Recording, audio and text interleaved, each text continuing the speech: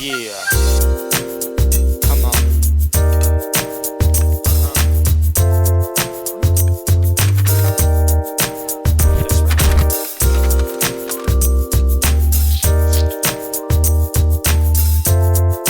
Kids, go to your room.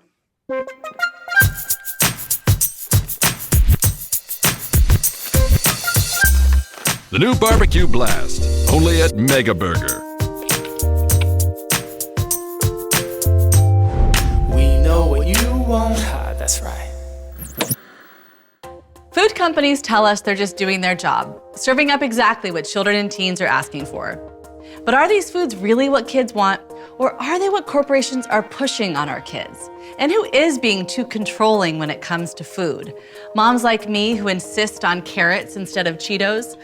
Or food corporations who spend roughly $2 billion a year on ads specifically targeting children and teens, ads telling kids what's cool to eat. Foods that are cheap for companies to make, easy to brand, and designed to be addictive. All ingredients for huge profits. To get these answers, we'll have to look at what these flashy ads aren't telling us. Like almost 1 in 3 kids eats fast food every day. Nearly half the calories children and teens eat now comes from fat and sugar. And how many are getting enough fruits and vegetables? Only 16%. No wonder pediatricians are seeing diet-related illnesses in young people alarmingly on the rise. Heart disease, high blood pressure, asthma, obesity, type 2 diabetes, even cancer. What we eat and drink is literally a matter of life and death for America's children, like my daughter, Ida. So here's Ida, and here's a bunch of kid-friendly, highly processed food. My job is to keep her healthy, but let's see what I'm up against. First, her biology. These products aren't food as we normally think of it. They've been engineered to target Ida's evolutionary impulses. Because fat and sugar are so hard to find in nature, her brain has evolved to want as much of both as she can get. So when food companies offer them to her at levels she could never get from real food, she'll drive me crazy for it. Still, I can just say no, right? Well, they're not just using Ida's biology against me, they're working on her psychology as well. A typical kid sees nearly 5,000 TV ads for food and drinks every year. Almost all of them will be for products high in sugar, salt, and saturated fat. Watching these ads leads kids to prefer specific brands and triggers them to eat more calories, period. To make these ads, the food industry hires experts to exploit how Ida thinks, even how she sees. They figured out what colors she responds to best and what kinds of characters she'll love most. Creepy, right? Can I just turn off the TV? It's not that simple.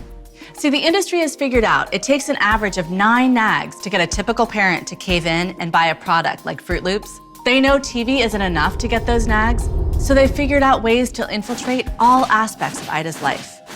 In 1st grade, her teacher might use a math book sponsored by Oreo cookies. In 3rd grade, she'll be targeted online and through social media with free branded games and apps, offering prizes and awards in exchange for her personal information. In 5th grade, she might get enlisted to raise money for her school through My Coke Rewards, pulled into a soda marketing program just to get her school some basic gym supplies. In 7th grade, she'll be seeing junk food product placements in her favorite movies and TV shows. By the time Ida graduates from middle school, 1 in 3 of her classmates will either have diabetes or be on their way to getting it. Maybe she'll be one of them. Of course, I'll resist, though this will paint a very strange picture for Ida. On the one hand will be sports heroes, singers, and friendly tigers. They'll be aligned with junk food designed to manipulate her biology, psychology, and even her friends to make her crave it. On the other hand will be me, her mom, appealing to her still forming rational mind to make healthy choices. I'm going to fight as hard as I can to do this, since nothing is more important to me than keeping my kids healthy. And I might win, because kids do love fresh, healthy food when they're given the choice. I've seen it with my own kids and thousands more across the country. And because these choices are available where I live and I can afford them. But so many families have no access to real food, as supermarkets disappear and fast food franchises pop up in their communities. This is a battle parents can't and shouldn't have to fight on their own. The food industry has spent millions lobbying to take away the government's power to regulate them, putting in place their own voluntary rules. And what do we get? A national epidemic among our children. It's time for we the people to step back in. We can stand with the parents, teachers, mayors, doctors all across the country who have won real victories in this fight. Like the school administrators in St. Paul, Minnesota, who banned school-based marketing of junk food and sugary drinks. Or the grocery chain owner in Maryland, who decided to take kids' products that feature cartoon characters off his shelves. Or the people of Quebec, who passed a ban on fast food advertising to kids and saw a 13% decrease in fast food consumption. We can work together to scale up these wins and more like them. Let's choose policies to put healthy food within the reach of everyone. And let's demand that companies stop using cartoon characters to tell kids what to eat. Imagine our power if we realize we're in this life and death struggle together, and that together we can make sure that for any kid anywhere, it's easier to get apples and clean water than Doritos and a Coke. Look, if what kids really want is highly processed foods, put them on the shelves where we can choose them or not. But keep them off of our TVs, our phones, our computers, and especially out of our schools. We don't need corporations telling our families what to eat.